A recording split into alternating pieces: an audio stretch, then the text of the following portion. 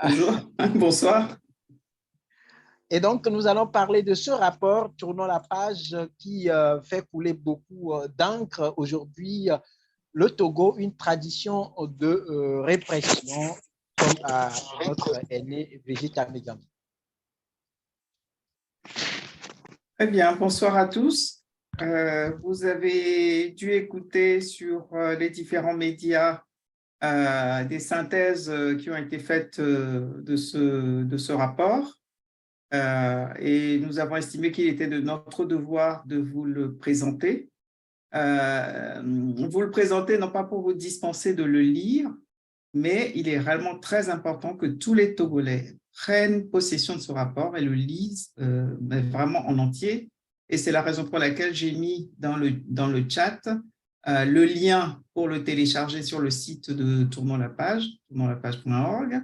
J'ai mis également déjà le téléchargement au format PDF et je vous mets également le lien vers le site de Tournons la page pour si vous avez envie de savoir ce qu'est ce mouvement que je vous présente brièvement. C'est un collectif d'organisations de la société civile implanté de 250 organisations au total, implantées dans 10 pays d'Afrique francophone pour le moment et avec une coalition européenne dont l'association Synergie Togo fait partie. Et aux côtés d'autres organisations de la diaspora, telles que la diaspora gabonaise, les diasporas du Niger, etc. Donc, vous verrez sur le site de Tournons la page, il y a un certain nombre de productions de documents et on couvre véritablement à tour de rôle les différents pays. Vous aurez un rapport sur le Tchad, vous avez des rapports sur le Niger et c'était au tour du Togo réellement de faire l'objet d'une analyse approfondie de l'espace civique togolais et c'est ce rapport que nous vous présentons. Alors, en introduction, je vous dirai ce qu'est ce rapport et ce qu'il n'est pas. Ce rapport est un rapport de documentation des violations des droits humains.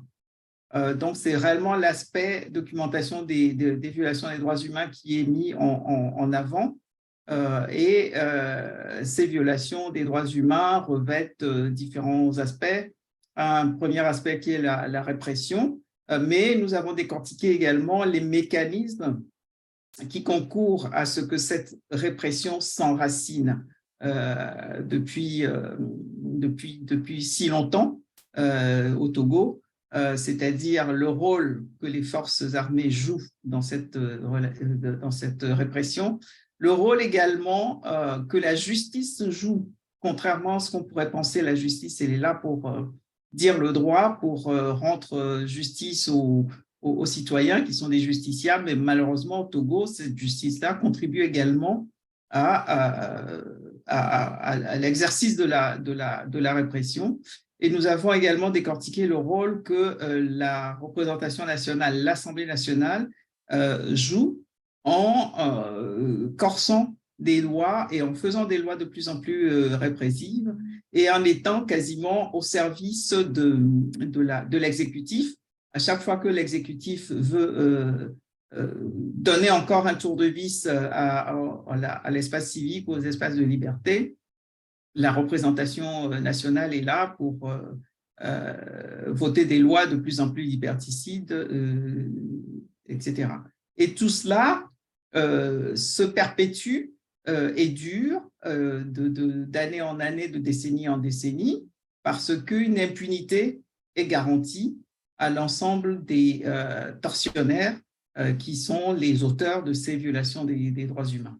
Alors, ce que vous ne trouverez pas dans ce rapport, tout simplement parce que déjà, pour cette première phase, c'était un travail très important de documentation, vous ne trouverez pas d'analyse sur le quatrième pilier de la dictature dynastique qui régente le Togo depuis bientôt 60 ans. Vous ne trouverez pas d'éléments de la mainmise et la prédation sur le système économique et social du pays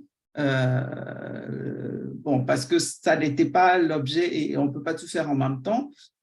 Et c'est aussi réellement tout un volet du régime qu'il faut décortiquer et il appartient à nous tous de le faire, mais comme Fauvi l'a suggéré tout à l'heure, vous voyez déjà l'impact de cette prédation. On nous a promis un hôpital de référence depuis maintenant 5 ans au moins, et la première pierre a été posée il y a plusieurs années, mais on n'en voit toujours pas.